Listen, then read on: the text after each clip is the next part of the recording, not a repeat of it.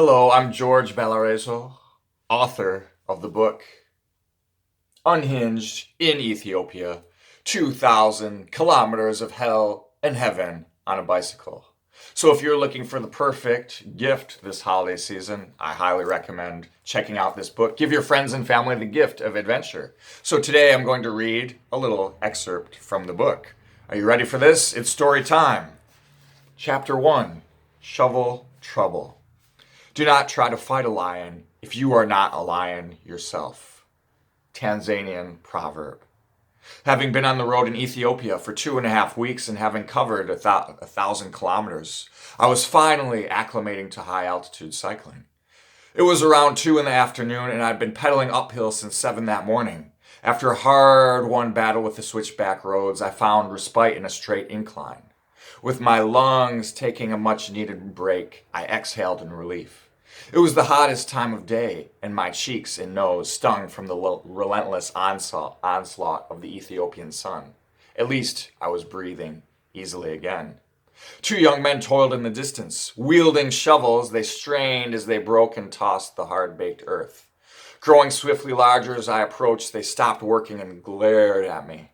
My eyes darted around, scanning for Kalashnikovs so many villagers in the Wola highlands carried.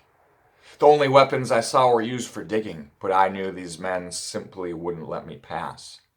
Suddenly, I was almost upon them, but they were both about 180 centimeters tall, perhaps a bit shorter, and appeared to be in their late teens. With their chiseled deltoids and triceps, they looked like anatomy textbook illustrations. Red capillaries mapped menace in their eyes, and the dark rings beneath those eyes spoke both of toil and long-standing chat addiction. Furrowed brows signaled emotional duress. They had an aura of tough persistence. No doubt the world of chat, cattle wars, and blistering sun had long since robbed them of their innocence. My heart rate shot up, and my neck and shoulders pulsed with tense energy. My breathing slow and rapid. I felt as if I were pedaling uphill again. The desert landscape disappeared as my vision narrowed to the threat in front of me. I attempted to cycle around them, but they blocked my path. My front tire brushed one of their knees. I scanned my surroundings for someone else, a priest or mullah, a village woman, anyone who might support me. I saw no one. Malformed cacti towered nearby, suggesting a way of defending myself. Unfortunately, even if I dashed for their thorns, I wouldn't make it in time to use one as a weapon. "Money, money!" they chanted. The teens clutched their shovels with both hands. Hi, my name is George. What's your name?"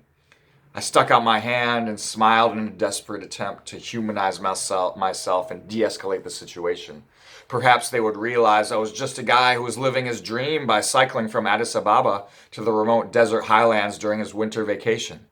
"Money, money!" They ignored my attempt at a handshake. Are you students? Where's your school?" I asked. "Astamari, I'm a teacher." "Money, money!" Their voices rang louder as their eyebrows creased into a V shape. Once again, I tried to cycle around them. The boy to my right jammed his shovel into my spokes of my front wheel, while the other gripped his as a weapon. We were at a standstill. Time compressed itself, and I found myself in a slow-motion movie. My thoughts and emotions froze. The tips of my fingers pulsed with anticipation. Each inhalation made my stomach tingle. Every exhalation sent adrenaline surging through my body. The feeling was foreign, primal, unlike anything I'd ever experienced before. I was ready to battle 20 men without giving a thought to the consequences. Over the course of 20,000 kilometers on a bicycle in Asia and the Middle East, I'd never been mugged. Heck, I'd never even been in a schoolyard fistfight. I thought about my 2 workouts per day routine leading up to the trip, the sets and reps of cleaning and jerking barbells, the mountain trail runs in the snow, the ring muscle-up competitions. These men were 20 years my junior, and if they were anything like I was at their age, probably willing to take risks without thinking deeply about the consequences. The wind suddenly picked up, and the shovel-armed team's shirts flapped in the breeze. The veins on their forearms and biceps bulged underneath their skin as their grip on their shovels tightened. I was oblivious to the waves of sand that blew in the distance, the desert slowly eroding the nearby mountains into the new shapes. I glanced up at the sky, clear blue without a wisp of white. 2 brown vultures circled far overhead, cawing across the empty vault of heaven. If God was up there watching, I was in dire need of his help. You wonder what happens next? Go get the book. This holiday season, enjoy Unhinged in Ethiopia. 2,000 kilometers of hell and heaven on a bicycle. I'm George Balareso. See you next time.